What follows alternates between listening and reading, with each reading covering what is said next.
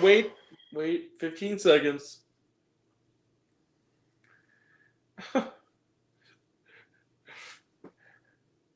Hey, Luke. Yeah. So we're making, like, DreamWorks offices. So we're making a Megamind sequel. He goes, hey guys, maybe we could be creative and try to make a better movie than the first one, like Puss in Boots 2. Yeah, maybe you're right. Fuck you, give us our money. Hi, everyone. Yep, you know what time it is. Let's do the good one. Shut the fuck up. Yep. Actually, hold on. Let me do it. Fuck you! Hey, Luke. Yeah. So, it's the Angry Grant and Luke show, everybody. Yeah. We both have seen this one, unfortunately. So the movie we're here to talk about today is Megamind versus the Doom Syndicate. Megamind versus the Doom Syndicate is directed by Eric Fogel, and it's about fuck. Shit. Fucky fuck fucky fuck Whatever. fuck. Funny thing is though, on my Letterboxd review, all I just said was fuck. I know you did like 17 times. I didn't care. It's the same thing I did with Freelance. Like, this is God fucking damn it! God! Oh, by the way, in case you haven't noticed, this review is not for children. If you're children, then piss off, because we're gonna curse. Twat hammer, cunt biscuit, fuck, shit, bullshit, shit.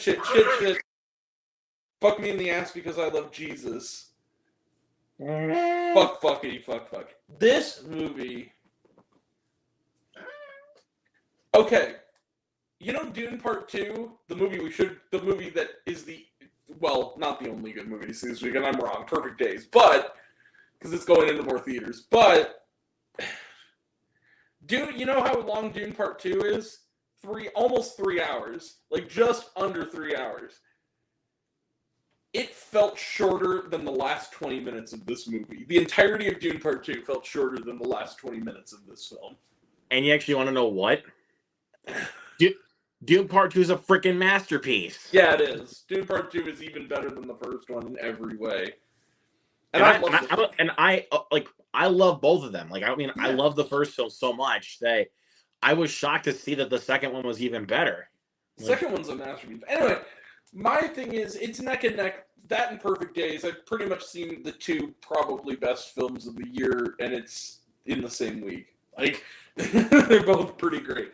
But anyway, that all being said, Megamind vs. the Doom Syndicate is set a month or two after the events of the first one, except that there's a freaking annoying-ass influencer kid, and the first one, I'm guessing, is set in 2010. So what the fuck? The time jump of this film makes no sense. Dude, okay. This movie is... Megamind used to be part of a villain team. They turn on him. Fuck the plot. This... Hold on. If parents show this movie, if parents watch this film with their kids, let me just preface this. Can I have a moment to preface this? Yeah. Fuck the plot. If you parents watch this movie with your kids, you are a terrible parent. Watch a good movie with your kids. Please watch Wonka, or go watch Ordinary Angels. Watch those with your kids. Or Perfect Days, because it's rated PG. So something like that, at least. Like, or Ride into the Dark. Watch a Ride into the Dark. You know what? Be a good parent. Hell yes. But also, be a good parent and say, you know what, kids? We're not gonna have McDonald's tonight. We're gonna have some delicious filet mignon. We're seeing Perfect Days. Fuck it. You're gonna read subtitles for the first time. You're going to have an actually good, enriching experience that's going to challenge you, and it's not necessarily a children's movie, but it's child-friendly. you're gonna freaking go see Perfect Days with Mommy and Daddy. Because this movie, I'm telling you right now, you know how I said that The Jungle Bunch wasn't a good kids movie or a good family movie? Like it was jingling keys? Drive-Away Dolls is a good family movie compared to this. This is... let me just say this. Even though I haven't... I'm going to be watching Drive-Away Dolls in a couple weeks, because it's going to digital then. And I love Drive-Away Dolls. I'm in that let me just say this. audience that likes it. Let me just say this. For any of you that consider Drive-Away Dolls bad, watch this movie and tell me that's bad. Yeah, Alex Edwards. Zach Goller, what? Oh, by the way, for those who think that Mutant Mayhem is bad, first off, it's not. Eric MacArthur, what? Again, like I said, watch this movie and seriously, watch this movie and tell me that Mutant Mayhem's bad. Or hell, watch this movie and tell me that Mario's bad. Like, come on. Okay, first and foremost, I never said Mario was bad. I just said I know, I'm saying to other people that hate the Mario movie. Like, watch this movie and tell me Mario's bad. Like, because this movie, at least Mario looked nice. At least it was actually made by people who care. At least the animation was like real quality, theatrical quality animation. Okay, I should point this out before we begin really roasting this movie. This is not, for those who are offended at this as a sequel to Megamind, it's not a sequel to Megamind. Let me explain. So apparently, you know how this movie was literally announced with a trailer back in February, which was literally a month ago, and we're like, oh, they made a Megamind sequel? I didn't know that was happening, and there's a reason for that. What we did know was happening was Peacock was going to do an animated Megamind series like they've done other DreamWorks properties. This is a pilot episode to the show. It's called Megamind Rules. And the reason I know this is because the theme song plays over the end credits, and when I watched it on Peacock, it almost autoplayed me into season 1, episode 1 of Megamind Rules. This is a pilot to a TV show. This is not a sequel movie. This is not a movie. This is a pilot to a TV show that is 85 minutes. A padded 85 fucking minutes. There is a part, I kid you not, and it would be funny if it was an actual self-aware joke, but it's not.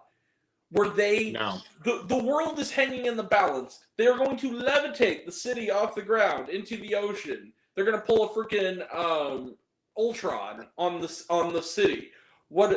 Not Metropolis, whatever the fuck it's called. Metrocity, whatever. What do they do? Metrocity, Mafosity, who cares? Whatever they do, not Metropolis. Whatever they do, okay, they're levitating the city, right? We need to save the day, but first, we're just gonna dick around in a Walmart for like a 5-minute fucking montage. Why? What? Why? What's the point?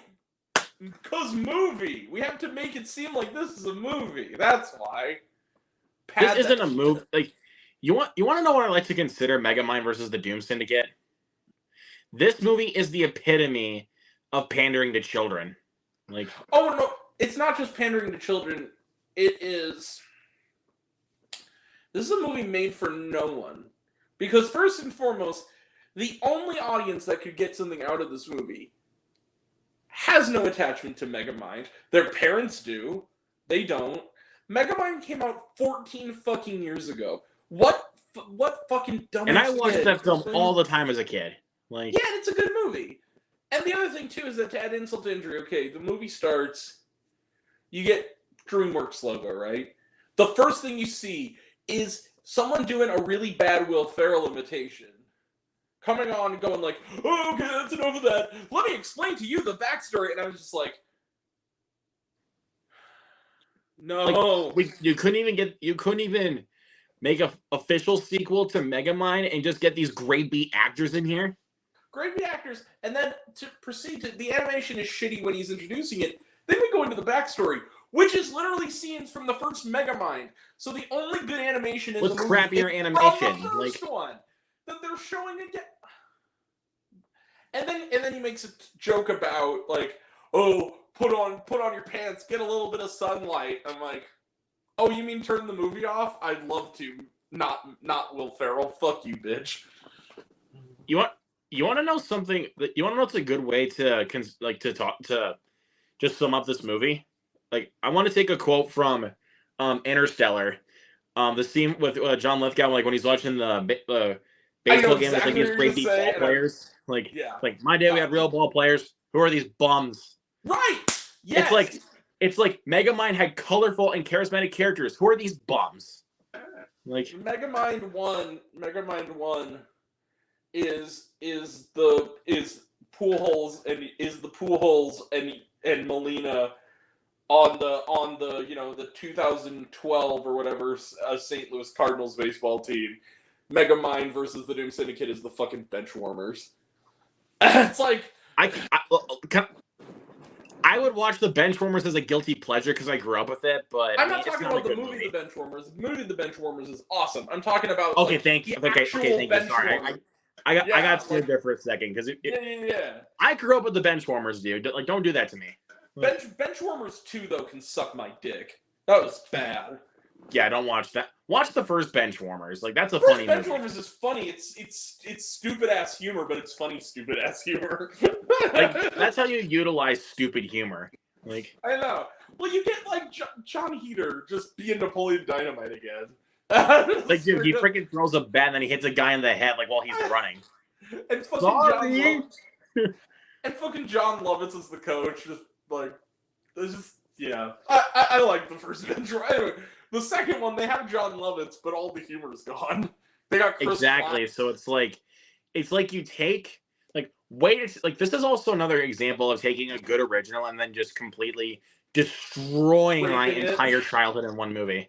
Yeah. Like, anyway, so it would be like doing Kung Pao 2, but like made by the people who made Surf's Up 2 Wave Mania instead of So anyway, speaking of shitty sequels to good movies.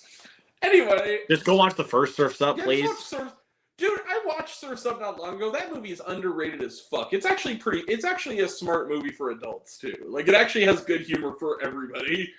It's a funny ass movie. This movie, it doesn't even try to parody. Okay, let me put it to you this way. There is one moment where I would have chuckled, except for the fact that it's ruined a millisecond later by being so fucking extra. There's one scene in this movie where Megamind is like destitute and he thinks that he's a failure. It's like in like at the end of the second act.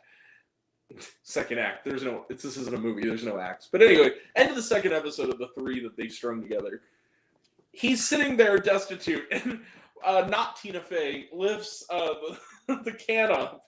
The trash can he's on, and he has like a full beard, and it's supposed to be like a day. And I was like, I actually almost chuckled at that. And then she said, "What's with the beard? You look like a homeless Dumbledore." I'm like, "Fuck you, movie! You ruined the only kind of decent gag in the whole thing." And then you had to ruin it. Like, it was kind of funny. It's been literally like a couple of hours, and he has a full beard. Like, and then they also ruin it by saying, like, "You can join me." Where it's like, oh, stop being so extra. The joke was already destroyed. You ruined it. Stop trying to double down. It should have been a visual gag. That should have been the joke, is that he has a full beard after an hour. That would have been funny.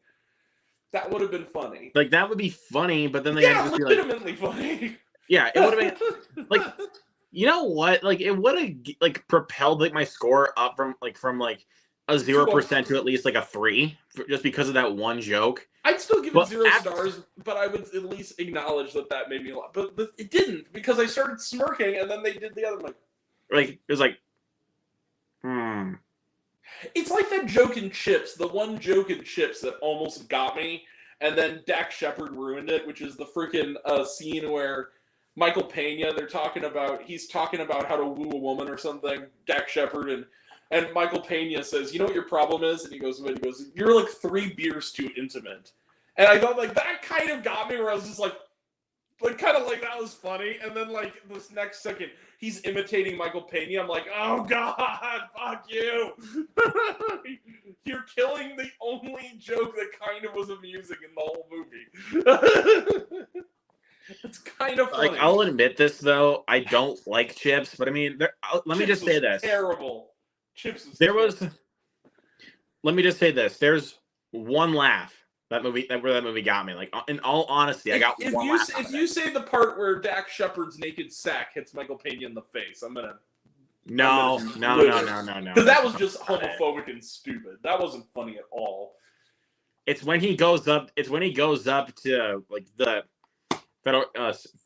federal bureau, and then he finds Alan with a cast on, and he's like, "You fucking asshole!" And he's like, "Oh, I'm sorry. That's a weird way to thank me for saving your life, buddy, but you're welcome." And he's like, "Oh, shooting me was an act of kindness." Like, that was actually kind of funny. I like. You thought that was funny? Really? No, I'm not lying. That was really lame. I'm not lying. I thought that was funny. You know what? If you want to see a better parody of Chips, just watch the freaking skit from Robot Chicken, where all the like TV characters are racing each other, and Headless Ponch gets decapitated, and like, Headless Ponch! It's like Cannonball Run, where they actually got Burt Reynolds and Dom DeLuise to do the voices, like, Headless Ponch! You win! Oh my god. Where a Spritle and Chim Chim open the trunk of the Mach 5, and there's a dead hooker in the trunk. It's like, I love Robot Chicken. Anyway. Let's just... But for real though, this movie, and then it has the gall. Now, I was sitting there the whole movie, listening to this guy doing the shitty Will Ferrell impression, right? And I was like, you know what? If this guy's trying to do Will Ferrell, he's failing miserably. But if he's trying to do Tony Hale, he's kind of halfway okay at doing a Tony Hale impression. And then we get to the end of the movie, which is where it says the end after a bird poop joke. Of course, the end, and then it goes, not the end. And I was just like, that's just fucking passive aggressive. Stop it. Fuck and you, they do a cliffhanger, and then here's the thing. There's a villain who shows up who I guess trained Megamind that's setting up the series, and I said, wait a second. Is that fucking Tony Hale? And then I looked it up. Who plays character at end of Megamind 2, and it says Tony Hale. And I was just like, well, fuck me. Why, Buster Bluth? Why? You're better than this, Tony Hale. Why? Why are you in this? You actually are funny. Why are you doing this? I can't believe you've done this. I can't believe you've done this. You were Forky in Toy Story 4, goddammit. You're on Veep. Like, why are you in this movie? Also, can we talk about the character that will haunt my dreams and wear my nerves out for decades to come? That fucking influencer kid. Very rare. It's been a while since a child character has made me most want to, within 5 seconds, pick them up and throw them into a volcano.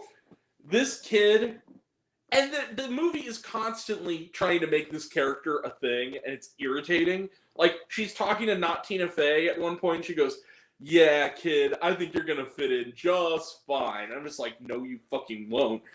It's just all this stuff. And then later, there's a part where she says, everyone shut your traps at one point. And I was just like, hi, pot. Hi, kettle. You're black. No, you're black. You're black. No, you're black. No, I'm blacker than you. No, I'm the blackest, motherfucker. It's so hypocritical considering how, and at the end she shows up and she goes, hey, and this is how this little girl talks, right? The whole thing, like, she's like, hey, what do you think that's scoop? Oh my god. Fuck you, movie. You know what it is? It's, hold on, I got it. Oh god. Hold on. I have to do this. You know how we mention Mark Kermode all the time and how much we love him? Yeah. Okay, this is Mark Kermode doing Fred from Fred the movie, and it accurately sums up this child. No! Ads again. One time. Just once. And the day bleeds and the nightfall. Have you seen that? Real quick, I actually kind of dug this movie. Have you seen the movie Mummies, the animated one, the Warner Brothers one? I didn't watch that yet. I watched it, and I kind of loved it. It wasn't good, but I kind of loved it for one reason. They have these two characters you just meet. They immediately fall in love, or they seem to fall in love, and then the sad montage happens, and they start playing fucking Nickelback. They start playing Far Away by Nickelback, and I'm just like, I love you. That'd be like a great. I'm like, what the fuck? Why is this happening? Like, that's a funny needle drop. Like, oh my god, no! But I think it's. But what makes it funnier is that it's earnestly supposed to be like, this is the sad montage. It's not played for laughs. It's played as serious, and I'm just like, that is hilarious. That made me love that movie. Like, oh my god, what? like, and also, can we speak on also funny needle drops in kids movies? It's from Peter Rabbit 2 when he's when he's walking alone, like, and they start playing Green Day's Boulevard of Broken Dreams. Like, that was funny. I have to tell you guys something. Low key, not even that low key. Peter Rabbit, and especially Peter Rabbit 2, are kind of fucking great. Like, yes. not Peter Rabbit 1 is good, and it's a lot better than you think it's going to be. Peter Rabbit 2 is legitimately clever. Like, Peter Rabbit 2 has genuine intelligence to it. It's actually better than the first one. I think that it's, you know what it's basically like? It's like Baby's first adaptation with Nicolas Cage. It has a lot of that style of, like, meta humor in it. Yeah. Anyway. The movie last week. Oh, look. This is my first and last plea to your sensitive side. Please don't do it again. Explain that. Hold on, let me do it. The sound of fingernails scraping This is it. Velcro ripping with just everything that possibly could put you. And what happens is that's because that's all most of the Fred character is that he screams and shoots. What? And he This is it. Literally goes. And he does that. And he sorry, guys.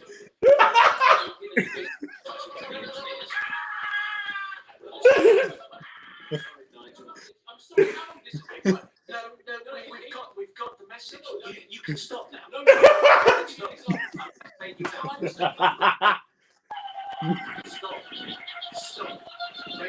That was 5 seconds. See, I can fade you out. That was 5 seconds. I had 90 minutes. That really is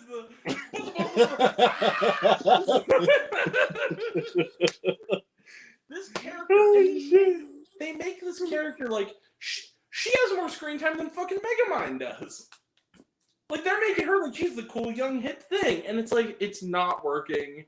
She's not in. Nothing's happening. Oh, now it's over. Yeah, it's just like and there's no plot really. It's just kind of dicking around for 80 minutes, and then it's just kind of over. And then on top of that, Megamind in the first movie is kind of like, he's a villain, but at heart he's a pretty decent guy, and they like have a good redemption arc for him. And there's some dark humor in the way that he deals with like Metro Man or whatever. Megamind 2, Megamind is kind of an unrepentant asshole to everyone the entire movie. He's not likable in this.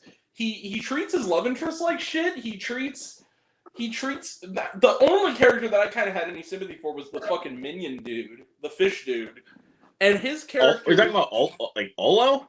Talking about? No, what was his name? No, Minion. You know, the dude with the fish. The fish. Oh guy. yeah, that was David Cross's character from the first movie. Yeah, David Cross. Okay, in this one, he's actually played by that dude from Silicon Valley. He's also in The Internship. That guy.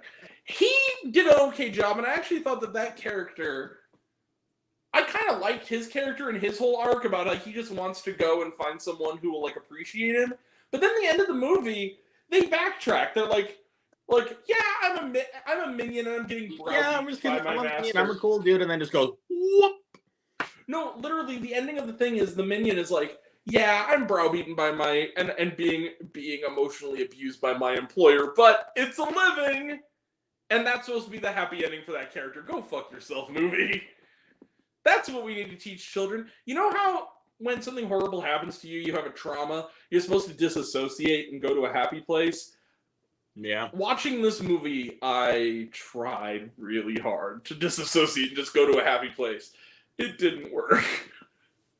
I tried to my happy place to think about while watching this movie was to go back and watch Lisa Frankenstein, because that movie is legit like happy place. You know what? Anyone who has Peacock probably also has Netflix. Fucking Orion in the Dark. Just go watch it. It's actually good.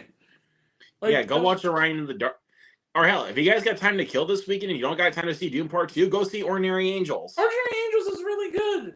Surprisingly really good. I was one of those people doubting it, man. I doubted it. Me too. Real pleasant surprise. Ordinary Angels, Dune Part 2, Perfect Days. I'm telling you, Perfect Days is great. Or if you guys are still playing it in your theater, fuck what the critics say. Watch Argyle, please. Yeah. Like, don't listen to the critics, please. Just watch Argyle. Argyle's fun, and like, I just Driveway Dolls, like anything. Just, I mean, you can't take your kids to see Driveway Dolls, but you know what I'm saying.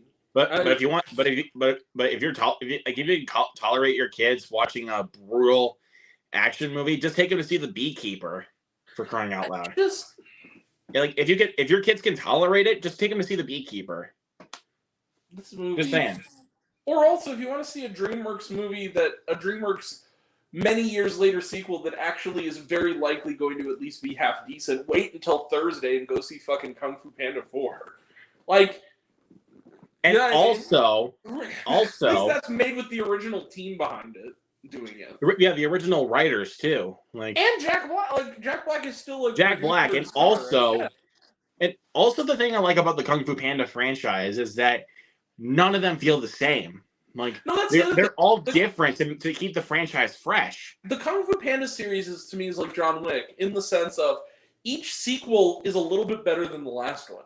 Like, it gets even better as it goes along so far. The first three, like the first one's good, is really good. The second one's great. The third one is awesome. Third one's the best of the three, I think. So who knows?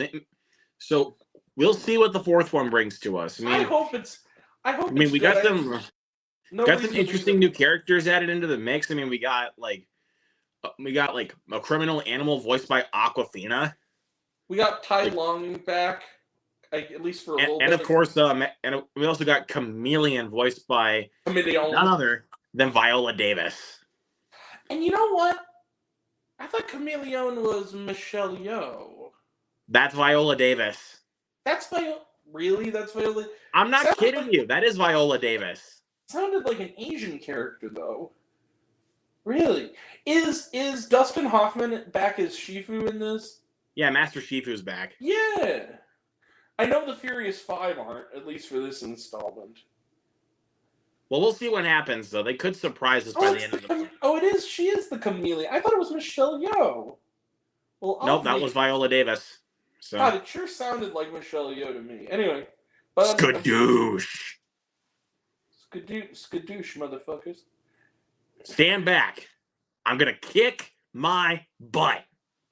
You know what the best thing is? There's a promo where I think it was on SNL last week with Jack Black, like with his whole crazy ass old man beard and like with like these drums, and he goes, "Hey everybody, it's me, Jack Black." And he goes, "Kung Fu Panda 4 tickets are on sale now. You know what that means?" And he takes the drums and he goes, "Get Kung Fu Panda 4 tickets." I was like, and you also want to know another reason why I love Jack. You want to know another good reason why I love Jack Black? Because he's Jack Black and he's fucking awesome. Singing "Baby One More Time" by Britney Spears, doing his own variation on it, bro. That's freaking hilarious. Peaches, peaches, peaches, peaches, Peaches, peaches. peaches. Oh yeah! Oh yeah! Well, where was that for best original song for the Oscars? Come on now. Talk about great underrated stupid comedies. Tenacious D and the Pick of Destiny is fucking great. I still have yet to see that. The best. So the Pick of Destiny is Satan's pick. It's Satan's guitar pick, and it breaks at one point. There's a scene where it's Tenacious D though. It's Jack Black and Kyle Gass. Yeah, I knew that. Yeah. Like, Okay, one of my best friends is a huge Jack Black fan, so he knows a lot about Tenacious D. So it's him and Paul F. Tompkins, and Paul F. Tompkins, who's I think it's like their manager or something, and he goes, "What are we gonna do now? Satan's pick has been destroyed." He goes, "What are we gonna do?" He goes, "I guess we can't do the show." He goes, "Fellas, I gotta tell you something." It's like music swells, and he goes, "You all wanted the power that Satan's pick gave you." He goes, "What you didn't realize was that the true power of Satan was inside of you all along." You go out there and you rock that place. It's just like, you're right. It's just like, damn it, that's funny. The power of Satan was inside you all along. Can we talk about underrated Jack Black performances, which I would say, in my opinion, The D Train is a movie no one fucking saw with him and James Marsden. That's actually really good. I was gonna say Goosebumps. Well, Goosebumps, yeah, Goosebumps. I like Goosebumps. Talk about a movie that shouldn't have been good, but kind of was. Goosebumps. Just the first one. Just the first one. Yeah, except even the second one though had that really good It joke though. I can't entirely hate the second one. I hate the second one. So have you seen the series? The series is actually the new one. It's actually not bad. I kind of liked it. I have not seen the new series. Because I thought that I thought they were just using that just to ruin my childhood of Goosebumps. They don't. I'm glad to hear that, but it's just I don't know. Like it still hasn't sparked up to me, you know? I would recommend checking it out, at least the first couple episodes. As someone who grew up with the books, and it's a different take on it, but I think that it works. I think it has the spirit down pat. Yeah. No, but the D Train is really good. That was one where it was Jack Black, and he's this guy who is it's like a dark comedy about Jack Black, and he's this guy who is obsessed with the forthcoming 10-year reunion of his high school, 20-year reunion.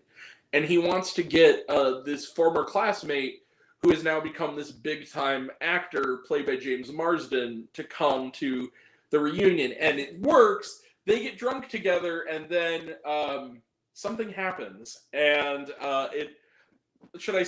they fuck. And now the guy is kind of blowing him off, and he questions whether or not he might be falling in love with the guy. And this is a guy who's married and has a family, and it's so it's a very dark comedy. It's kind of a cringe comedy, but he's really good in it. It's a more serious role for Jack Black, and he does a really good job. Also, Bernie. If you haven't seen Bernie, the Richard Linklater movie with Jack Black, it's really good. Also playing a darker character than usual, and he does it well. I mean, who doesn't love Jack Black? He's great. School of Rock, baby. I talk about childhood classics. Come on, no. The Man. Oh, you don't know about The Man? Miss Mullins. She's the man. He goes, you know what? The Man destroyed the ozone, and they put Shamu in a chlorine tank. But before we forget, you want to just score this bad boy? Yeah, this motherfucker? Just fuck this movie. Actually, hold on. Instead of just one. Middle finger of kindness. Yeah. 2. Give it 2. The double middle fingers of kindness. Just see anything else than this. Please, dear God. Go see Dune, Ordinary Angels. Actually, fuck all those. If there's some theaters near you that are still playing it, just go fucking see Lisa Frankenstein. Please. Yeah, no, please go see Lisa Frankenstein. That movie is really good. Anyway,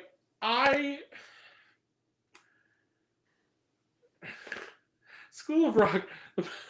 I just want to talk about School of Rock now. The best joke is when he's fancy pants. He's talking to fancy pants. He's just then he goes, like, all right, everybody, like, we need to have an open dialogue. It's like, no wrong responses or whatever. And he says, like, you're maybe the worst teacher ever. He goes, that's very good, Fancy Pants. I like your passion. You're tacky and I hate you. He goes, all right, see me after class. But can I tell you my favorite Jack Black performance? Like, that's not him as a main character. High Fidelity. Oh, dude, High Fidelity is fucking awesome. That's one of my favorite movies of all time. Like, I love High Fidelity. Like, that's a great movie. And like, that's a great movie. And also, if you guys want to know how to do realistic depictions of romance, that one, like that's how you do it. Yeah, Nacho Libre too. Oh my god, I forgot about Nacho Libre. You got to be kidding me. Like, bro, and now hammer dunk. Like, aren't you tired of getting darts kicked in your face? I am. Hey, Grant. What is your robe? It was stinky. But these are my recreation clothes. They look expensive. Thank you. But bro, you actually want to know one of my... You actually want to know the scene that made me laugh so much in Nacho Libre? It's during the montage. The bull. Yes, the bull. Yes. Like, he freaking tries to run from a bull and then he doesn't flip up in the air. You know what's funny when a poop joke actually makes me laugh? And it's not even the fact that it's a poop joke. It's like he smears a cow pie on the freaking dude's face, and then as he's walking away, blinded by the cow pie, he shoots him in the back with a freaking arrow. Well, we got to take it to the next level.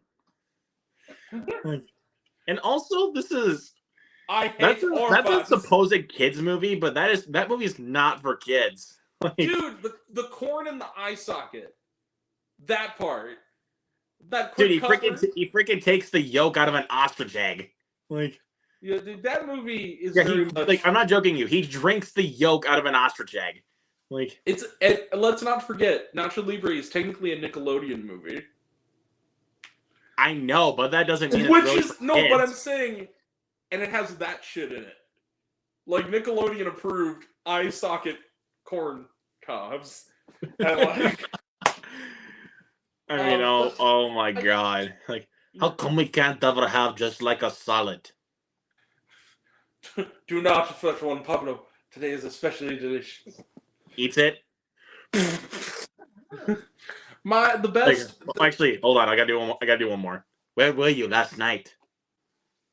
I went to a wrestling match. Lucha Libre. You went to watch a wrestling match? Kind of. The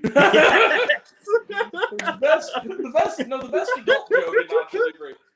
I love Nacho Libre. You got wine on my blouse.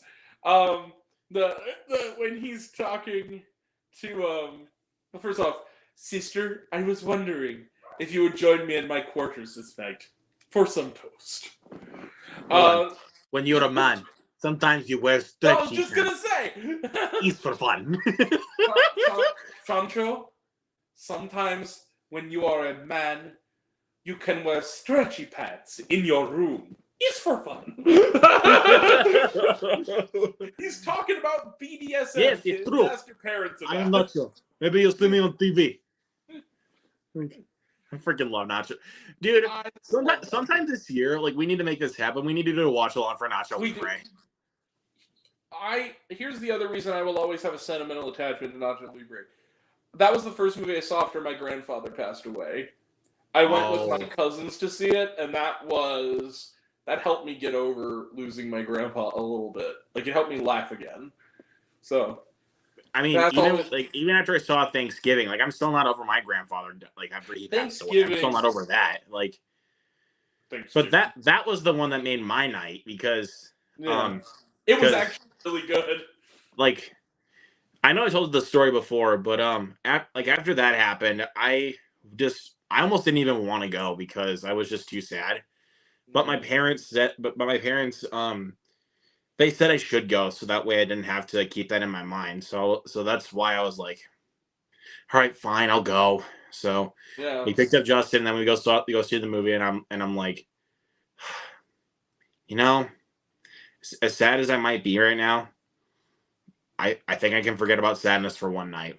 Yeah. So Thanksgiving is good. This movie sucks. Let's move on. let's just do it again. Double middle fingers of kindness, please. Yeah. Trailer trash none. Watch it on Peacock. Although there was a promo for fucking Caillou. I thought we killed that little bastard. Hold on one second. Let me get the shotgun. Yeah, okay, now it's killed. I'm Caillou. Fuck you, bitch. That's the we both just killed it now. It's over. What was that movie with Tiffany Haddish and Rose Byrne where they're like cosmetics people? What was that like called? A Boss? Okay, I can't hate that movie because that was the one. There's one joke in that movie that made that whole movie for me like a matinee just alone, and it was the joke about Caillou. There's a line I'll always remember. I forgot most of that movie. There's one line in it though where the two of the side characters are like talking, and he goes, "Man, you lost so much hair. You look like Caillou." It's like, well, what the hell is Caillou? It's like, some little bitch on Nickelodeon that my nephew likes. And I'm just like, okay, let me just I'll just say that joke made me laugh, but here's the thing though, man, and that's one joke. I know, but that's really literally it's joke. Just one joke. It's funny. It's the epitome of it's funny because it's true. He is a little bitch. But it's like, you little bitch. Have you seen the Family Guy parody of Caillou? Because it's amazing. I think I might have seen it. Where the narrator keeps following Lois around. She's going to, Lois was going to get some groceries. Make it stop! Not until you kill them all, Lois. Anyway, so that's it. Also, there was no shawarma. Thank Jesus. Thank all things holy for that. Just don't watch it. See Dune 2, see Lisa Frankenstein, see what we just whatever we recommended, just go watch those. So tomorrow, it's looking like we're gonna have a review of a Spaceman, which I hear is only slightly better than this. It's not good though. Yeah, I know, and it bums me out. I didn't care for it. Because I like Adam Sandler when he does the serious thing. It fucking sucks when it's not good. But anyway, it was pretty boring. Yeah, well. Yeah, I'd say this. I have a feeling that it's going to look like Citizen Kane, though, compared to Megamind 2. I just have a weird feeling it's going to look a lot better. Dude, at least it looks like a real movie that was made by people. Like, watching Spaceman, Spaceman is freaking Don't Look Up compared to Megamind 2. At least Spaceman looks like an actual movie. Megamind looks like someone said it looks like a GameCube cutscene. It's like, yeah, basically. It's like you walk, like... Yeah. Or it's even like the crappiest looking Nintendo 64 game. Like, yeah, it does. Anyway, so we'll have that. Monday we have a Screen Unseen. I think it's going to be One Life, the Anthony Hopkins movie. I hope so because I hear it's really good. And then Tuesday, this is a surprise. My aunt called me and said, "Hey Grant, have you seen this one movie?" I'm like, "No, I haven't." He goes, "Want to go with me?" I'm like, "Yeah." Honestly, hell yeah, because I've heard nothing but good things. Tuesday night, I'm seeing The Taste of Things. The film starring Juliette Binoche, which I hear is fantastic. Next week is Kung Fu Panda 4, Cabrini. Isn't Love Lies Bleeding this week also? Yeah, but it's limited. It's going to be wide on the 15th. So we'll see that. Damn it! Yeah, I'm really excited for Love Lies Bleeding. I almost saw it in Park City, but I just barely. Oh, wait a second. We forgot. I think we forgot. I was totally focused on Love Lies Bleeding because that was the one that I knew it was going to be good besides Kung Fu Panda 4. Yeah. We're forgetting what looks like a piece of shit called Imaginary. I was offered, though, a couple of free tickets by the Blumhouse newsletter if anybody wants them, so they don't have to pay to see it. Well, I don't know. I still keep, look, I'm not trying to... It looks bad. No, I'm not looking forward to seeing it, but I just know my theater is going to get it, even though they haven't put it up on the site yet. I know they're going to get it. I just know it. Yeah, because it's... dude, anyway. Not only because it's a horror movie, it's Blumhouse. Yeah. Also, next weekend... I'm calling it right now, man. I'm calling it right now. It's going to suck. I believe you. Also, next weekend, we will have reviews of Damsel starring Millie Bobby Brown, which looks kind of cool. We'll also have a review of, I love the name, Ricky Stenicki. Oh, that actually looks kind of funny. That actually looks funny. That does look really funny, and it's also one of the Fairleys, right? Like it's. Is it? I think it's Bobby Fairley. Yeah, that looks like fun. And then Sunday, 5:30. We're gonna start doing. Well, we're gonna meet because remember it's an hour earlier this year. Right. We have our Oscar stream, our second annual Oscar stream. Me and this guy and potentially others to talking about the movie with Yaya, and maybe he'll come because Jimmy Kimmel's hosting. It's me. But actually, I actually want to say this. Also, maybe if we get time this week, we might do a ranking of the best picture nominees. Mm-hmm. So that we can prepare for that. Might get a few guests on for that because I want to be able to go through all of those. Depending on the night you do it, which is really just going to be Wednesday because it's kind of the only night I'm free. That's probably the only day I can really do it. I might stop in at least for a little while on that one. Because we might be talking about Dune Part 2 tomorrow night. So. Oh yeah, I want to talk about Dune Part 2 tomorrow night. Yeah, because I mean. Can we do a spoiler talk though? Because I really want to talk. Yeah, I know it's going to be spoiler talk, and I'll send the link to the Dune Part 2 group chats. So that we're on. Luke, wasn't it amazing when Tommy Wiseau showed up and said, "Oink oink, I am Dune Man. Oink oink oink oink oink. Oink oink, I'll see." And then Zendaya says, "Dune Man, I want to make love to you." And then Dune Man goes, I'll see you in 2 minutes." Gets on a sandworm, comes back. Oink oink oink oink oink. I am Dune Man. I am Dune Man. I am Dune Man. I am Dune Man. Oink oink oink oink Dune Man. And then the movie ends. Directed by Denis Villeneuve. It was a minute long. That's funny. That's the movie. See you in 2 years for part 3 of Dune Man. Tommy Wiseau. All right. But yeah, we're done. I will say this. I like Dune Part 2, but I did think it was kind of odd that they had a scene of SpongeBob and Hey Arnold pegging over 10 minutes of footage of 9/11. That was kind of a weird choice, and I didn't really... That was kind of weird. I don't know why that was in there. For those who don't know, Dune Part 2 got an NC-17, and I think it's because of that one part. Oh, Jesus Christ. See you later, guys. Bye. Oh, like, subscribe. Love you all. Take care of your mental health. What did you think of Megamind versus the... I don't even fucking know. Versus the Doom Syndicate. Versus the Doom bullshit. Yep. Comment below. Let me know. Take care of yourself. Take care of your mental health. Yeah. See you around. Peace. Just don't watch it. Fuck this movie. Bye. Peace. See you later, Luke. See ya. All right.